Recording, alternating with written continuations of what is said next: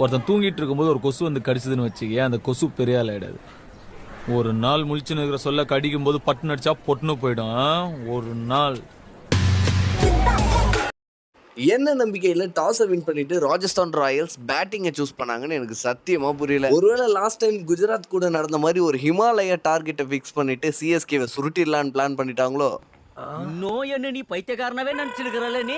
ஏது எப்படி ஆனா ராஜஸ்தான் ராயல்ஸ் நினைச்சது ஒண்ணு, அங்க நடந்தது ஒண்ணா இருந்துச்சு. பிகாஸ் டீமோட ஸ்கோர் 43 இருக்கும்போது ஜெய்ஷ்வால் தன்னுடைய 24 ரன்கள்ல தன்னுடைய விக்கெட்டை பறி கொடுக்குறாரு. அதை தொடர்ந்து டீமோட ஸ்கோர் 49 இருக்கும்போது பட்லரும் 21 ரன்களுக்கு நடைய கட்டுறாரு. அதன் பின்னர் சஞ்சு சாம்சனும் டீமோட ஸ்கோர் 91 இருக்கும்போது 15 ரன்கள்லயே தன்னுடைய விக்கெட்டை இழக்கிறாரு. அட இன்னைக்கு இவர் மிகப்பெரிய நாக் ஆடுவார் போலவே அப்படின்னு ஆர்ஆர் ஃபேன்ஸ் எல்லாம் ரொம்பவே எதிர்பார்த்துட்டு இருந்த ஜுரோலும் டீமுடைய ஸ்கோர் 131 இருக்கும்போது தன்னுடைய 28 ரன்கள்லயே தன்னுடைய விக்கெட்டை பறி கொடுத்துட்டு வெளியே போறதை பார்த்து ரொம்பவே ஃபீல் பண்ணாங்க. அவரை தொடர்ந்து உள்ள வந்த சுபம் டூபேவும் தன்னுடைய ஃபர்ஸ்ட் பால்லயே விக்கெட்டை இழக்கிறாரு. ஒரு பக்கம் ஆர்ஆருக்கு விக்கெட்டுகள் சரமாரியா பறி போயிட்டு இருக்க நிலையில மறுபக்கம் ரியான் பராக் தன்னுடைய உசுரை கொடுத்து ஆடிட்டு இருந்தாரு. கண்டிப்பா இவர் 50 போடுவாரு அப்படின்னு எதிர்பார்த்துட்டு இருந்த நிலையில அன்பார்ச்சுனேட்லி 47 தான் அடிக்க முடிஞ்சு. ஒட்டுமொத்தமா ஆர்ஆர் டீமால 141 மட்டுமே அடிக்க முடிஞ்சு. ஹிமாலய ஸ்கோரை டார்கெட்டா வைக்கணும்னு நினைச்ச இடத்துல இட்லியை வைக்கிற துணி சைஸ்ல தான் டார்கெட்டை ஃபிக்ஸ் பண்ண முடிஞ்சு.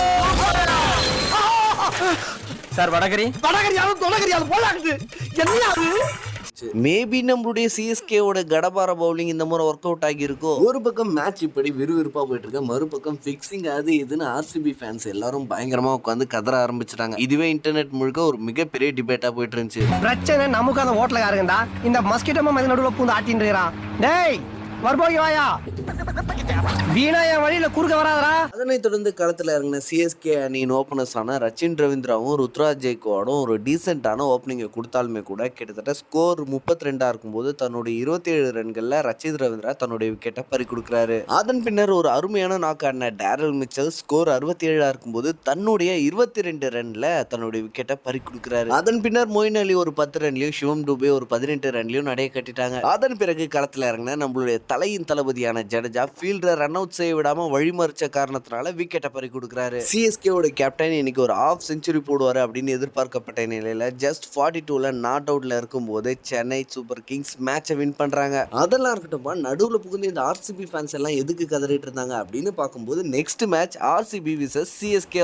ஆனஸ்டா சொல்லணும்னா இந்த சீசன் ஒரு முறையாச்சும் ஆர்சிபி கப் அடிச்சா நல்லா இருக்கும்னு நிறைய சிஎஸ்கே ஃபேன்ஸ் எதிர்பார்த்தாங்க. பட் நடக்க போற CSK versus RCB match CSK play ஆஃப்ல போறதுக்கே ஒரு முக்கியமான ரோலை பிளே பண்ண போகுதுன்னு தெரிஞ்ச பிறகு ஆர்சிபி கப் அடிச்சா நல்லா இருக்கும்னு எதிர்பார்த்த சிஎஸ்கே ஃபேன்ஸ் எல்லாரும் ஆர்சிபிக்கு அப்படிப்பட்ட கப்பே தேவையில்லைன்ற முடிவுக்கு வந்துட்டாங்க. ஸோ ஆர்சிபி விசஸ் சென்னை மேட்ச்ல யார் வின் பண்ணுவா அப்படின்னு நீங்க நினைக்கிறீங்களோ மறக்காம கமெண்ட் செக்ஷன்ல வந்து கமெண்ட்ல சொல்லிட்டு போங்க. அப்படியே இந்த வீடியோக்கு ஒரு லைக்கை போட்டு நம்ம சேனலை கொஞ்சம் சப்ஸ்கிரைப் பண்ணிக்கோங்க.